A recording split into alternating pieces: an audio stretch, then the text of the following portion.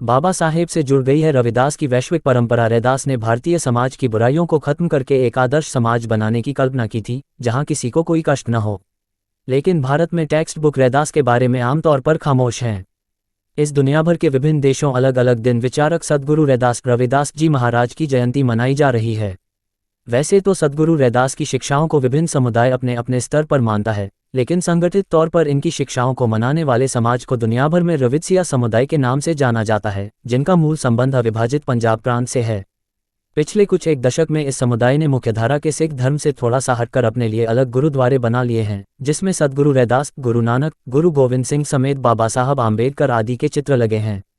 इन गुरुद्वारे के अलग होने का कारण सिख धर्म में पुनर्जीवित हुए जातिवाद को माना जाता है। आज की तिथि में पूरे यूरोप में इस समुदाय के अपने 2 न्यूज चैनल, कांशी टीवी और आज़ाद टीवी भी है, जिसके माध्यम से सद्गुरु रैदास का ज्ञान पूरी दुनिया में फैल रहा है। ऐसा नहीं है कि सद्गुरु रैदास का महत्व और सम्मान अभी हाल ही में बढ़ा है, बल्कि उनके सम्मान का अंदाजा हम इससे भी लगा सकते हैं कि सिख धर्म ग्रंथ गुरु ग्रंथ साहब में सद्गुरु जी महाराज की तकरीबन 40 वाड़ियाँ शामिल है। इसके साथ ही सद्गुरु कबीरदास जी के दोहों एवं साखियों में सद्गुरु रैदास जी का बहुत ही सम्मान के साथ खास उल्लेख मिलता है, खासकर उनका एक दोहा जिसमें वो अपने मित्र सखा गुरु भाई रैदास जी के सम्मान में कहते हैं कि बेगमपुर के रवैया हमार साहब। यदि आधुनिक भारत के राष्ट्र निर्माताओं की बात की जाए तो बाबा साहब भीमराव अंबेडकर अपनी एक अति महत्वपूर्ण किताब अछूत कौन को नन्नार, रविदास और चोखामेला की याद में समर्पित करते हैं। अकादमिक जगत में अपनी किताब को किसी की याद में समर्पित करने को काफ़ी महत्वपूर्ण माना जाता है।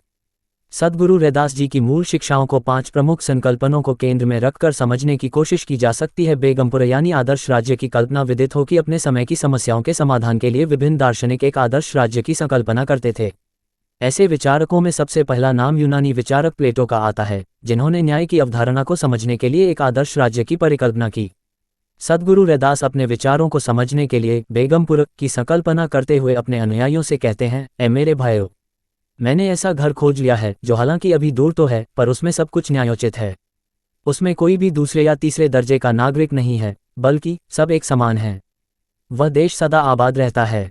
वहाँ लोग अपनी इच्छा से जहाँ चाहे जाते हैं, जो चाहे कर्म व्यवसाय करते हैं। उन पर जाति, धर्म या रंग के आधार पर कोई प्रतिबंध नहीं है। उस देश में महल सामंत किसी के भी विकास में बाधा नहीं डालते हैं। इसके साथ ही वो कहते हैं कि जो भी उनके विचार बेगमपुर के समर्थक हैं, वो उनके मित्र है। कहे रैदास खलास चमारा, जो तू शहरी मीत हमारा। भूखमरी से खलास चमारा, जो तू शहरी मीत हमारा। भूखमरी से निजात। रैदास के बेगमपुर संकल्पना में भूखमरी से निजात पाना एक अहम मुद्दा है, जहां वो कहते हैं कि ऐसा चाहूं राज में, जहां मिले सबन को अन्न, छोट बड़ा सब संग बसे, रैदास रहे प्रसन्न। ऐसा लगता है कि सद्गुरु रैदास की इसी संकल्पना को साकार करने के लिए आगे चलकर सिख और रविदसिया धर्म में लंगर की व्यवस्था हुई, जहां किसी भी जाति, धर्म, मजहब, रंग, लिंग आदि का व्यक्ति जाकर खाना खा सकता है। मेहनत की इज्जत। यदि सद्गुरु रैदास के जीवन और उनकी शिक्षा को देखें तो उन्होंने अपने जीवन में श्रम की महत्ता पर जोर दिया, क्योंकि वो खुद चमड़े का काम करके अपनी रोजी चलाते थे। ऐसा उनके समकालीन सद्गुरु कबीर ने भी किया, जो कि खुद जुलाहा समुदाय से आते थे और सूत काटकर अपना परिवार चलाया करते थे। गुरु रैदास और कबीर का श्रम करके अपना और अपने परिवार का पेट पालना भारत की स्थापित संत परंपरा के खिलाफ था, क्योंकि उनमें मानकर खाने को महिमामंडित किया जाता रहा है। स्थापित संत परंपरा के साधु सन्यासी खुद काम ना करने की वजह से राजाओं की कृपा पर भी निर्भर रहते थे। इस वजह से वो राजाओं को समय समय पर महिमामंडित भी करते रहते थे। आत्मनिर्भर होने की वजह से सद्गुरु रैदास और कबीर के पास ऐसी कोई मजबूरी नहीं थी। जाति उन्मूलन की अवधारणा, जाति प्रथा का विरोध भारत के गैर ब्राह्मणवादी ज्ञान परंपरा के मूल में रहा है, जिसकी शुरुआत हम गौतम बुद्ध की शिक्षाओं तक में खोज सकते हैं, जहां वो बताते हैं कि ना जच्चा वासलो होती, ना जच्चा ब्राह्मणों होती, कम्मुना ही वासलो होती, कम्मुना ही ब्राह्मणों होती। यानी जन्म से ना कोई ब्राह्मण होता है, ना ही नीचा होता है, बल्कि यह सब कुछ कर्म से ही होता है। इसी बात को आगे बढ़ते हुए सद्गुरु रैदास कहते हैं कि रैदास जन्म के कारण है, होत न को नीच नर को नीच करदारी है। ओछे कर्म को कीच, यानी कोई जीव नीच समझी जाने वाली श्रेणी में जन्म लेने से नीच नहीं होता, बल्कि नीच तो वह अपने बुरे कर्मों के कारण होता है।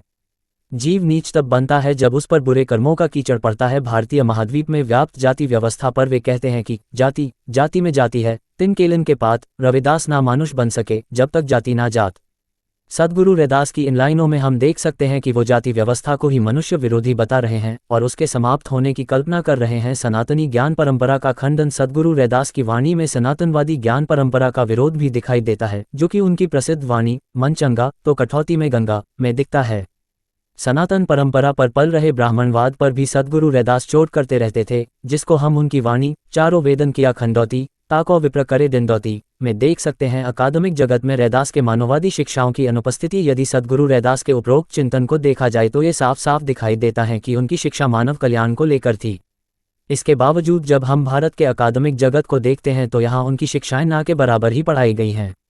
ये कहना अतिशयोक्ति नहीं होगी कि भारत के अकादमिक जगत में सद्गुरु रैदास का परिचय सिर्फ उनकी शिष्या मीराबाई के गुरु तक ही सीमित करने की कोशिश हुई है। ये स्थिति तब हुई है जब भारत में 19वीं-20वीं सदी में हुए सांस्कृतिक क्रांति आंदोलनों को रैदास, कबीर, चोखामेला आदि के विचारों से प्रेरणा मिली थी। भारत के सांस्कृतिक आंदोलनों पर शोध करने वाली अमेरिकी मूल की प्रोफेसर गेलोमवेट अपनी किताब cultural revolt in colonial society में इन आंदोलनों पर संतों और गुरुओं की शिक्षाओं के प्रभाव का वर्णन किया है। उनकी इस किताब को बहुजन नायक मान्यवर कांशीराम अपने भाषणों में अक्सर उद्धृत करते थे। गेलोमवेट की दूसरी किताब सीकिंग बेगमपुर गुरु रैदास समेत ऐसे तमाम संतों एवं गुरुओं के विचारों पर प्रकाश डालती है। सूचना सिर्फ मान्यताओं और जानकारियों पर आधारित है। यहाँ ये बताना जरूरी है कि यह मेरा वीडियो किसी भी तरह की मान्यता जानकारी की पुष्टि नहीं करता है। किसी भी जानकारी या मान्यता को अमल में लाने से पहले संबंधित विशेषज्ञ से सलाह लें। धन्यवाद।